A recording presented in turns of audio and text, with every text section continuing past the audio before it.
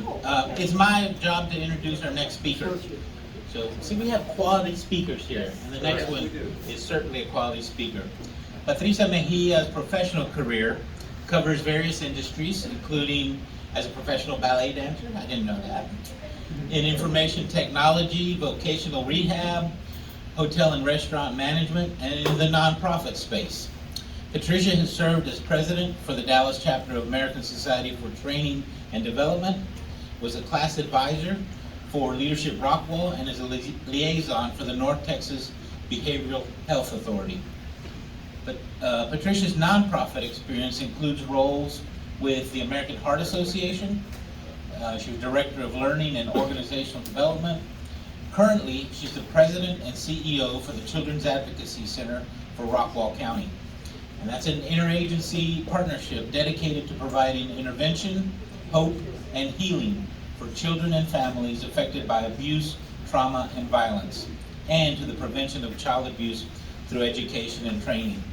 So before we came, I think it was yesterday, my daughter Christina, we have 3 daughters, but my middle daughter, Christina, said, "Dad, I'm so sorry I can't be at y'all's meeting." And I'm like, "Why is that?" She goes, "Because Patricia's going to be there. She's involved in everything in Rockwall County. She loves you. It's true. You are truly involved in everything." So help me welcome Patricia Mejia.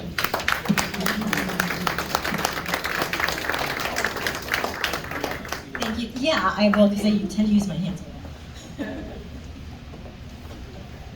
Probably.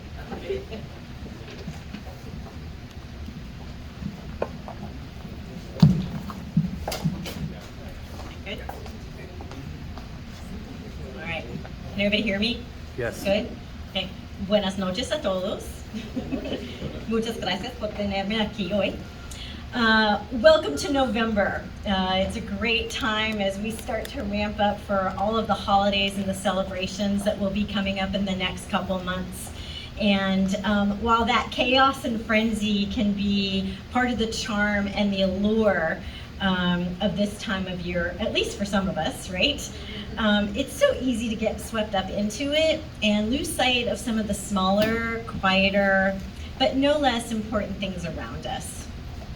It's easy too for the images of happy families gathered together to lull us into a false sense that these images are representative of all families, when we know that that's not true.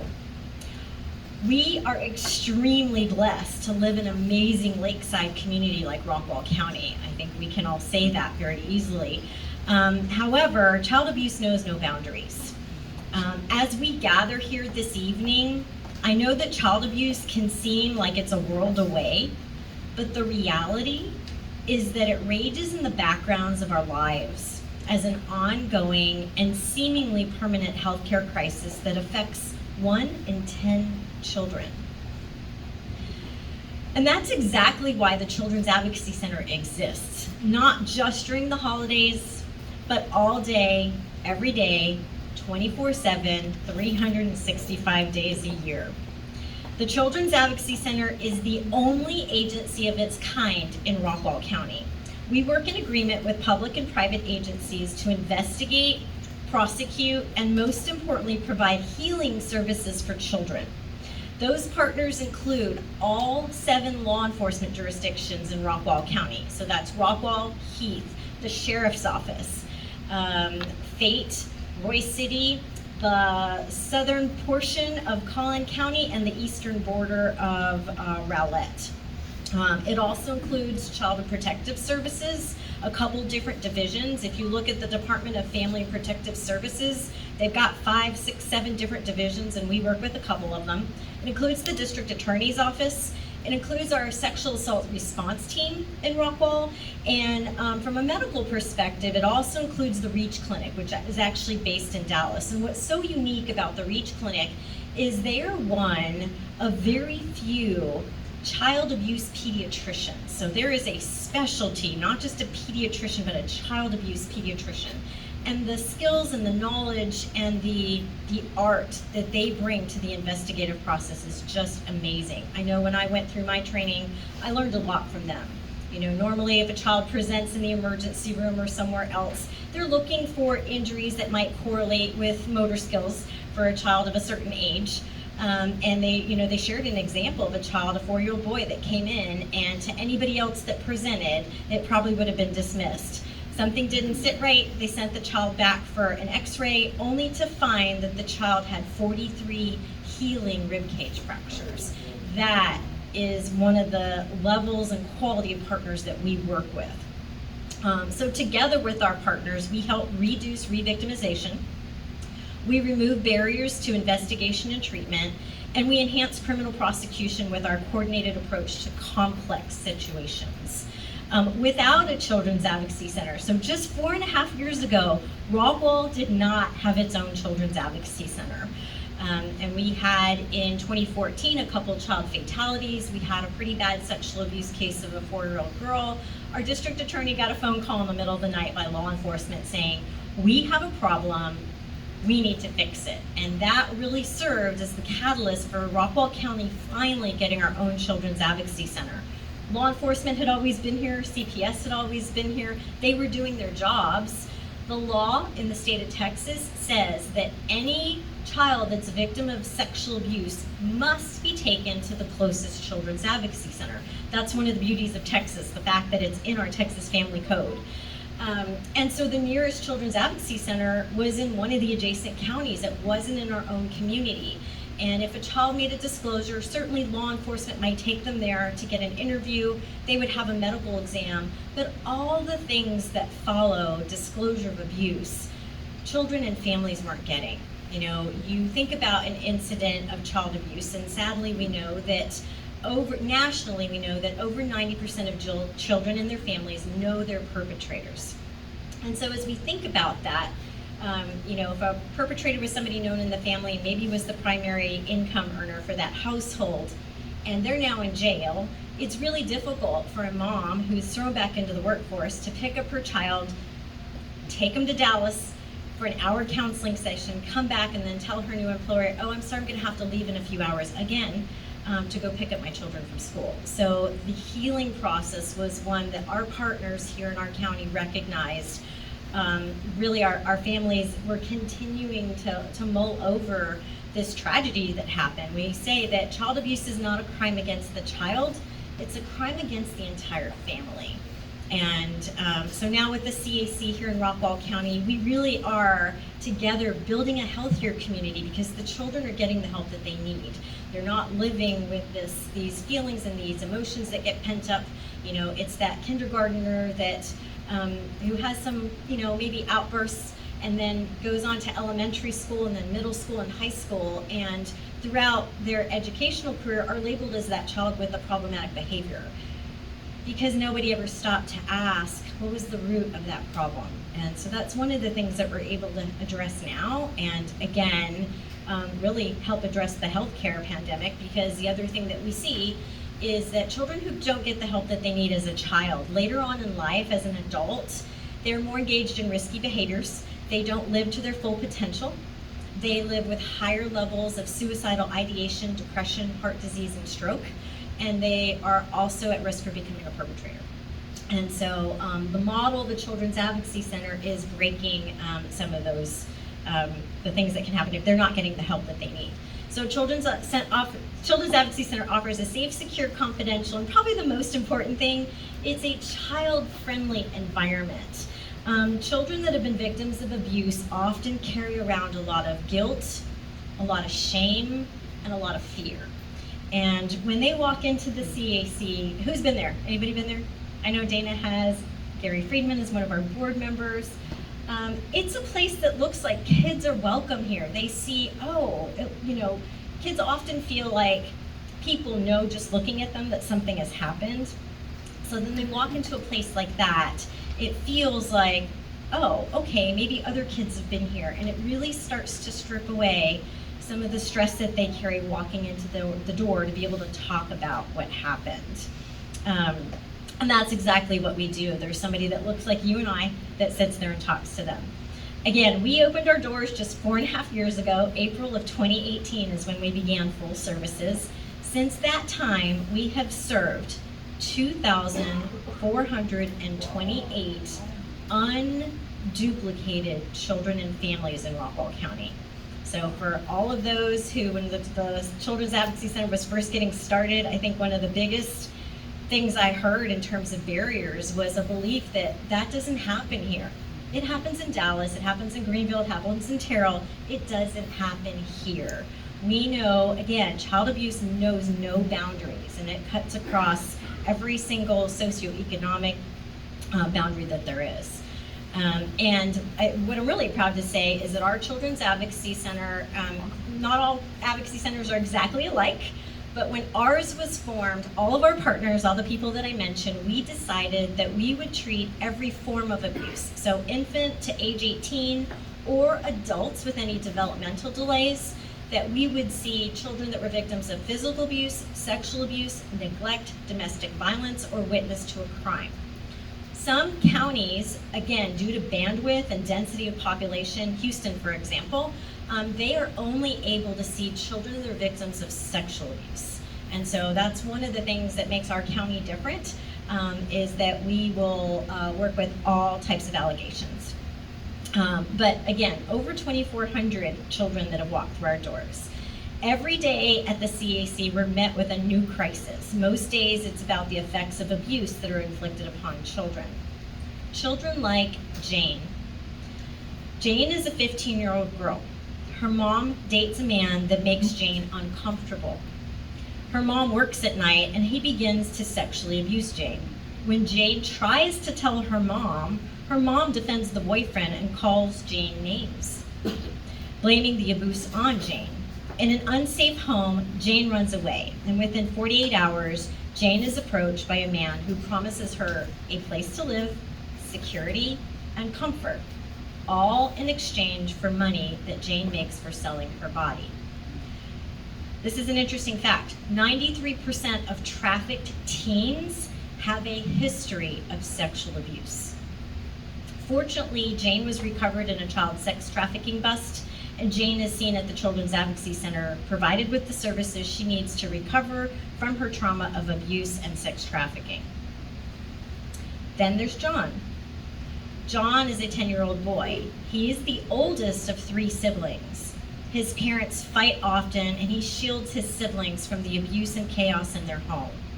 Exhausted at school, he was written up for falling asleep in class.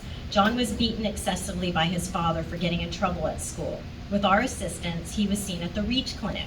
Our partners investigated John's case, and the Children's Advocacy Center provided healing services for John, his siblings, and his non-offending caregiver. Sadly, these are just 2 examples of cases of the over 2,400 cases, child victims that we've seen in Rockwall County in just 4.5 years. The Children's Advocacy Center exists to help families like Jane and like John. In doing so, we help build a healthier community, and it's easier to treat a child, as Gary Friedman would say, than to fix an adult. The Children's Advocacy Center, you guys have some materials in your seats. And as I mentioned earlier, I am so proud to be part of this movement in the state of Texas. You heard from my introduction, I have a really diverse background. But when I learned about this, I was like, oh, how can I say no to children and children in my own backyard?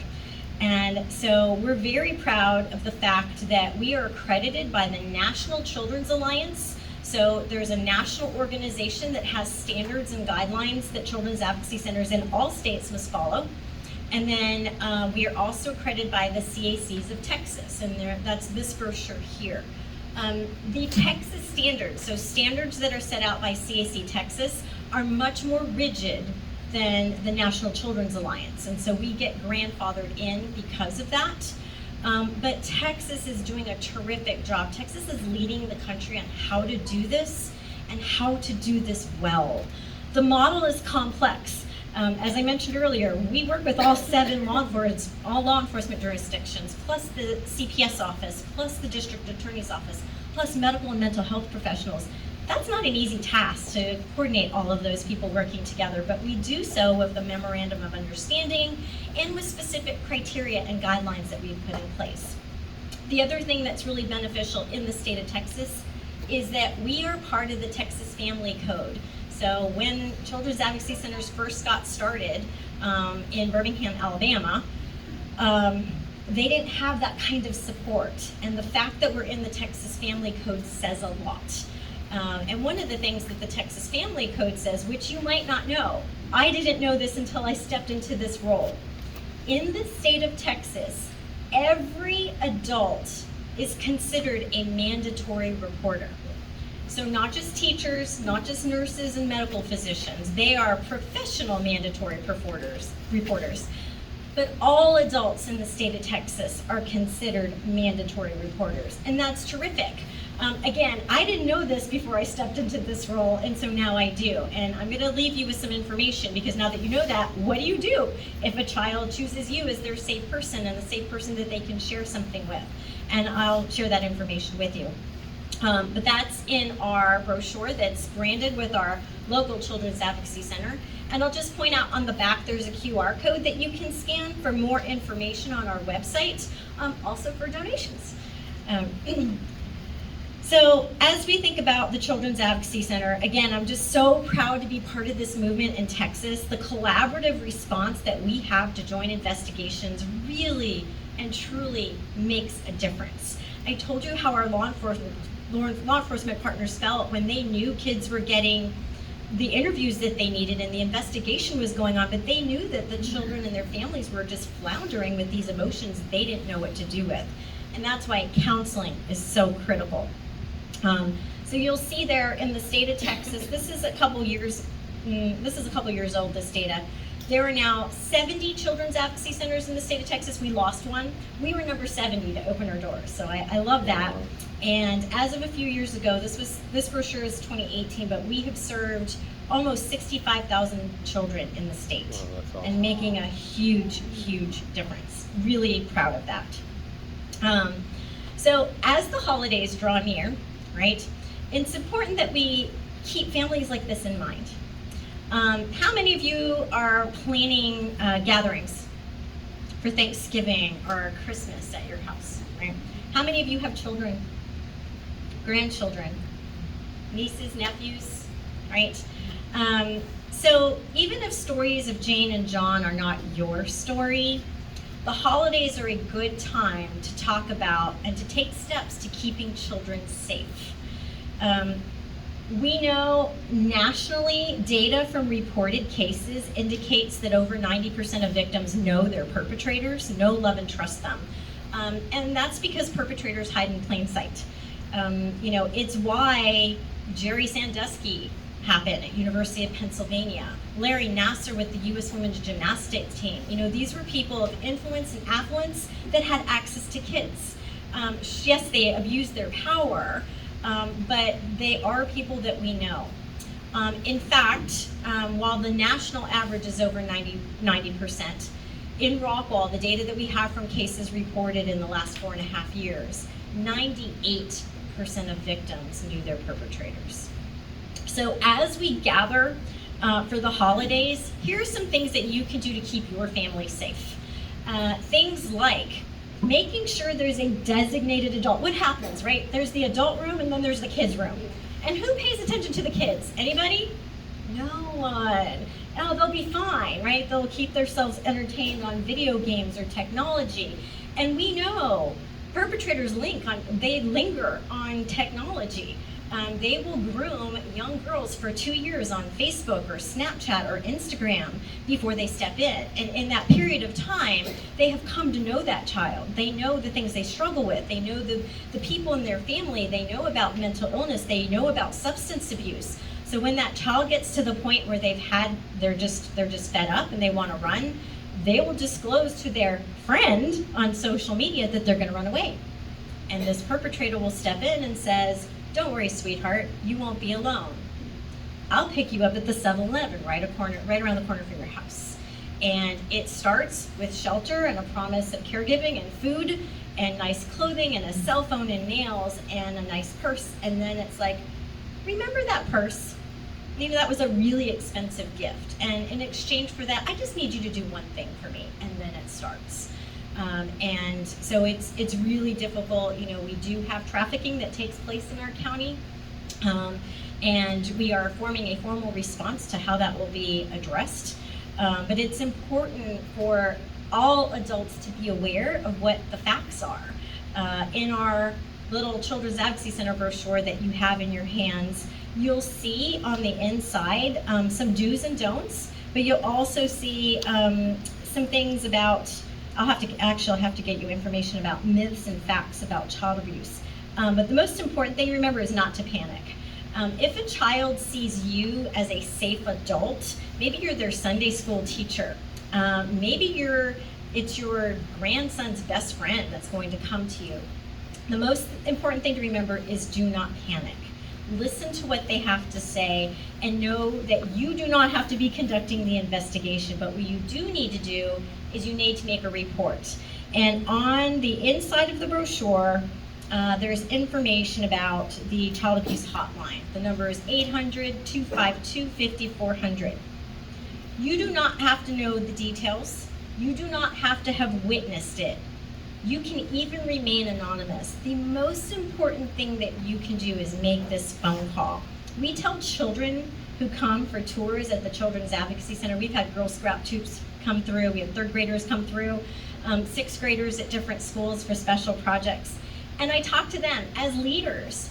If your best friend or a friend of yours ever tells you something and you know that they're being hurt, that's not a secret you want to keep. We teach kids all the time about the fact that surprises are fun, but secrets are not things that you keep from your parents. If there's an adult that ever asks a child to keep a secret from their parents, that's not a secret you want to keep. So we tell kids that adults don't always get things. Children may try to disclose. There's about a 5-year delayed outcry when it comes to sexual abuse. And so we tell them, if you are being hurt or somebody you know is being hurt, tell an adult, tell your mom and dad, and tell them, and tell them again until they do something about it. And making this report gets the ball rolling for the professionals to get eyes on the situation. The best case scenario is CPS's number one job is just to ensure that a child is safe. The last thing they want to have to do is to remove a child from their home. Law enforcement's number one job is to investigate a crime that's been committed against a child and then to pursue justice. And so calling that number gets that ball rolling and it gets professionals eyes on the situation, and hopefully it's not abuse. It could only be something as simple as a lack of resources. And by getting people there quickly, you're able to get to something before it crosses a line, before the margins are too thin, and get that family the help and the resources they need so abuse doesn't take place. So that's the most important thing. Number one, adults are all considered what? Mandatory reporters, yes. And there's a hotline that you can call. Yes, everybody knows this. Good. All right. So over the holidays, when you're gathering with your families, take turns on who's overseeing the kids' room, right? And it's not just, oh, somebody will do it. If somebody's going to do it, who's going to get it done? Nobody, right? Clarence, I'm looking to you, your military background, right? Designate a person. Dana, you're going to take the first hour. Lupe, you're going to take the next hour. Sheriff Evanson, you're going to take the next hour, right? So that there's a dedicated person assigned to going and watching over, just having an adult presence. I don't know how many of you might be familiar with Erin Marin, but she is the author of Erin's Law. She was a victim of sexual abuse as a child, a teenage girl. And the abuse happened in her home during Thanksgiving. Upstairs in her bedroom, all the adults were downstairs. And so those are just simple things we can do to keep kids safe, keep kids that we love in our community.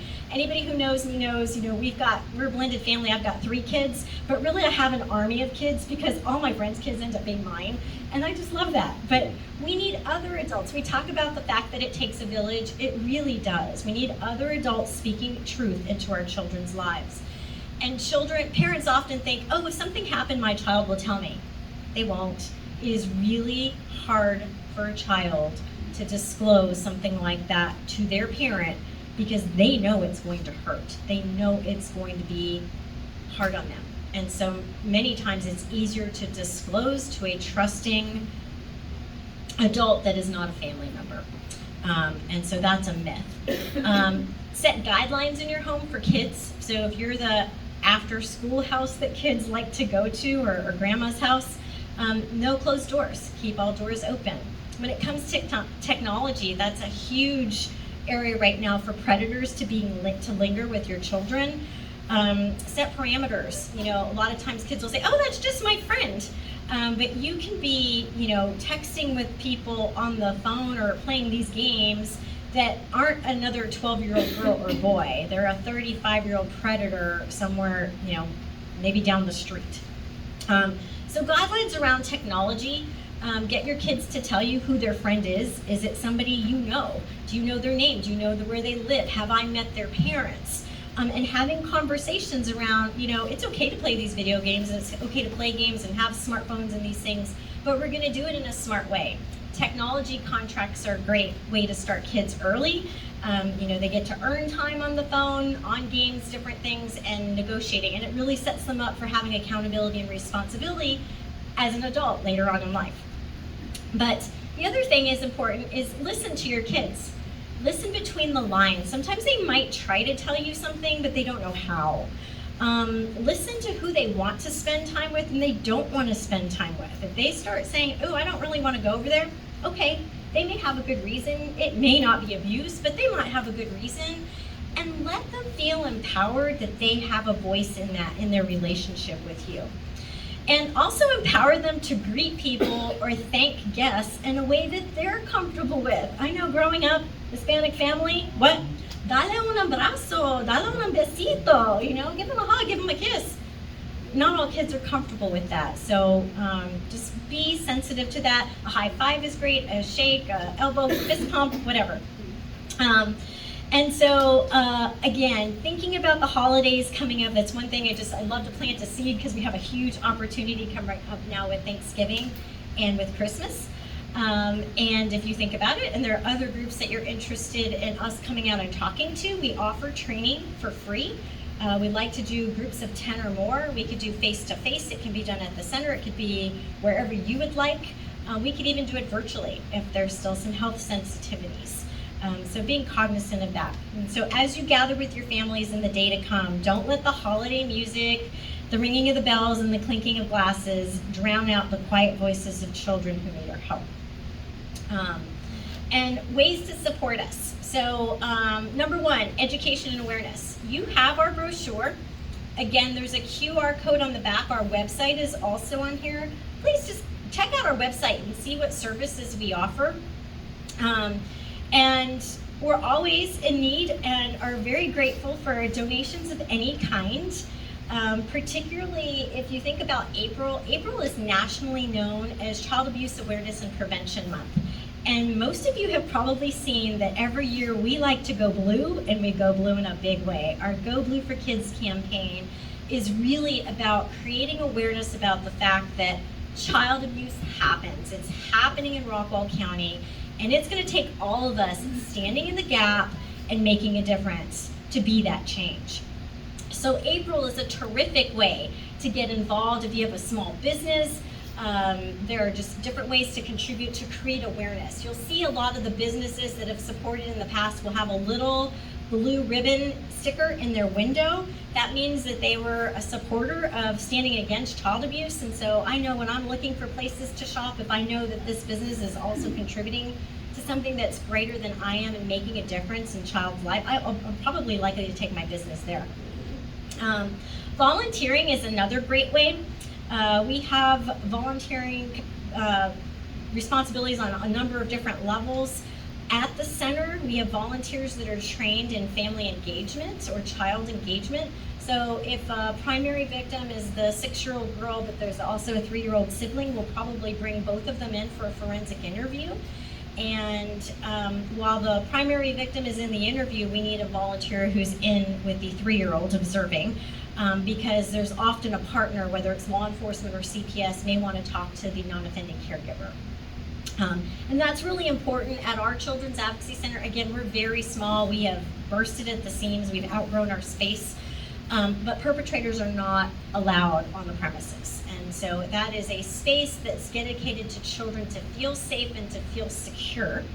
And so the services that are provided are offered to primary victims, any of their siblings, and non-offending caregivers free of charge. There's no charge to the family. We also have special events. So I mentioned April. At the beginning of the month, we have a Go Blue for Kids kickoff campaign. And then at the end of the month, we have our Go Blue for Kids Gala. And we would love to see you all there at the end of April. This year it's April 29th at Boyd Farm. It's a Saturday.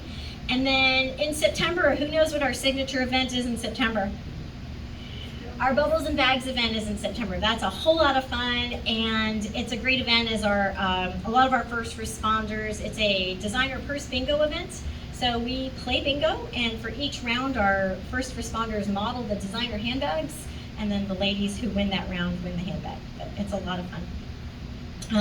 And then for the holidays, we have our Holiday of Hope program. So for Thanksgiving and for Christmas, we like to make sure that our families have a holiday meal around their table that they're able to gather. Again, the dynamics of their family, they've probably likely gone through a tremendous transition. And so if we can have them feel as much as intact and whole as possible, that their holiday meal looks like yours or mine, that's the goal there. And so we have organizations or groups that will step up to say, we want to contribute this to baskets or to kids.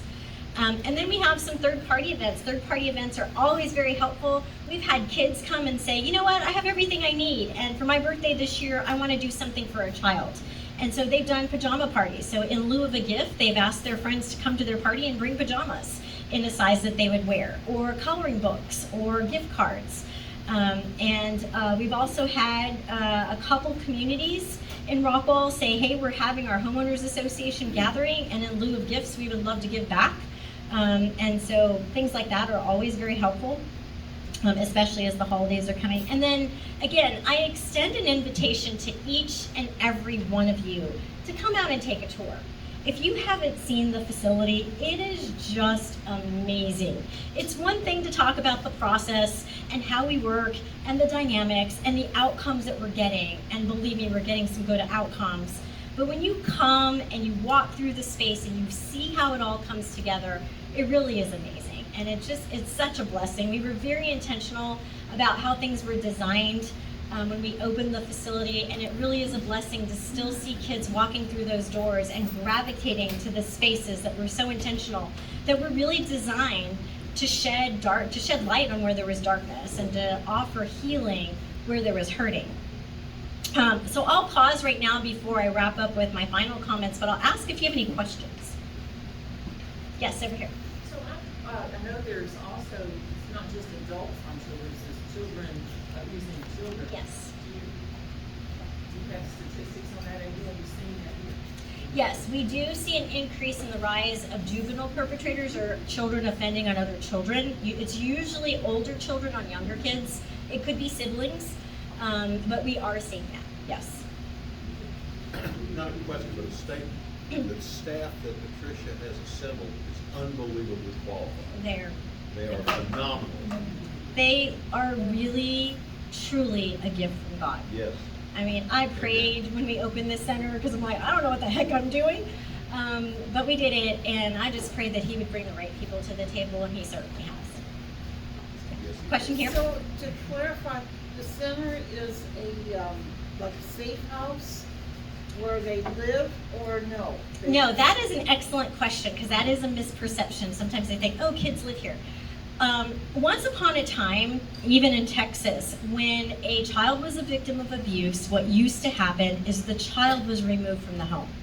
And what we learned is that's not a best practice. You know, the child has already endured tremendous trauma and hardship from the abuse itself, and taking them away from their other family members and their norm was not in their best interest. So the law changed, and instead of removing children from the home, we now remove perpetrators from their home. And children get to stay in their home as long as it's a safe place and there is a safe caregiver or a non-offending caregiver. They stay in their home, and it's the regular day-to-day routine. They get to stay at the same school unless they need to transition, and it's in the best interest of the family to move somewhere else.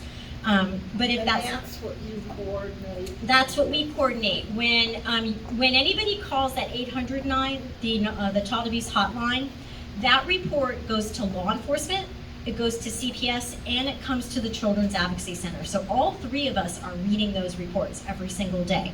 And we have a set of criteria that we have all agreed, if a case meets this criteria, those cases need to come to the Children's Advocacy Center. And so now that we have one in Rockwall, if we read a report at 8 o'clock in the morning, my staff is listening for a phone call from CPS or law enforcement to say, hey, we're bringing this case in, would 1 o'clock work? Everybody now comes to the Children's Advocacy Center and the services are received there. We have forensic interviewers on staff. We have family advocates who work with the caregiver to understand what the needs are. I know as a parent, if my child were to disclose this to me, the number one thing I would feel is guilt. How did I miss this? And so we talked to that non-offending caregiver about how easy it was to miss it because of the child abuse dynamics behind the situation. And then we offer all the mental health and counseling services. Patricia, I have one question. Okay. How do you all collaborate, if you collaborate, and how do you collaborate with CASA? So CASA is a very different organization. CASA is a group of volunteers who shepherd kids through the court system. It may not have been safe for them to remain in their home because of whatever the home dynamics were, but it doesn't necessarily mean that there was a crime committed against the child. Those are very often civil cases, although there could be abuse that has happened. All of our cases are criminal cases where there has been a crime committed against the child.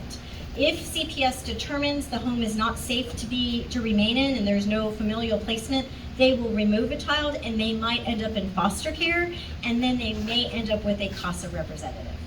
Thank you. My other question concerns, and I think I need to call about this. I have a neighbor in a rental that has foster children, multiple foster children. Those kids are never seen. They're never outside playing, you never hear any. I mean, it's a little strange. Yeah, we can, anytime we have a talk like this, there's always questions that arise, and I'm happy to talk with you about that separately if you've got some concerns. Absolutely. All right, if there are no other questions, and I'll be around if you've got other questions, you want to direct them to me one-on-one. But just remember that every day is a good day to amplify a child's voice. Give them a future that they deserve. Together we can restore hope and help them focus on what really matters, and that's being a kid.